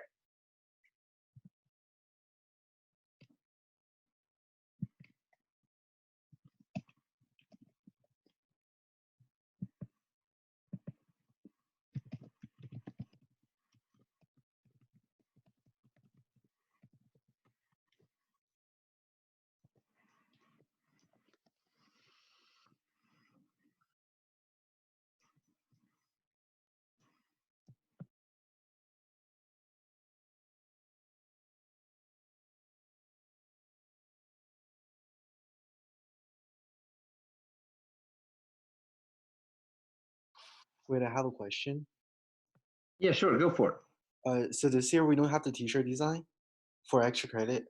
Correct. No t-shirt designs this year. Okay, and are there any other extra credit that's popping out? So there is an extra credit practice test that is due tomorrow night at 11. So that's your next extra credit opportunity. And then Uh-huh. there will be a few more like that in the future. Okay, so there's no like activity like banana eating contest or like t-shirt design for this year. No, it's too hard to do those in a remote environment. With the t-shirt designs, it's kind of too hard to tell people if or to get all those emails from like 600 different people. So yeah, I can't really do that this quarter. Okay, so it's going to be less of an opportunity to get extra credit this quarter. No, not necessarily. There's going to be some other different surveys and other different opportunities to get extra credit. So there'll be different opportunities. I wouldn't say necessarily less. Okay. Do you teach other econ classes? Because well, right now there are 25 students who are a subsection of this econ class. So there is the ECON2H and an ECON3H classes that I do teach as subsections of these bigger classes. I mean, like, do you teach other courses like ECON103 or 102? Because So I know do teach some upper division classes. Right now I'm also teaching ECON143, which is environmental economics. I also teach ECON124, which is world economic history. And then I've also taught ECON116, which is foundations of political economy. I did teach intermediate macro, which is 105A, my very first quarter here at UCR, but they haven't asked me to teach that for a little while. Okay, got it. Yeah, I teach what they asked me to teach, and right now those are those upper division classes. Okay, got you. Because I love your class. Like, I love the style you teach us in. You know? Good. I'm glad you're still enjoying it online. It was difficult to move everything from doing it face to face to online in the matter of a week or so. But hopefully the structure of the class is something that you all can benefit from. Yeah. Thank you so much. Yep, you're most welcome. All right, have a nice day. Yep, you too. I got a question here to go over trade. What parts in particular of trade are you having trouble with?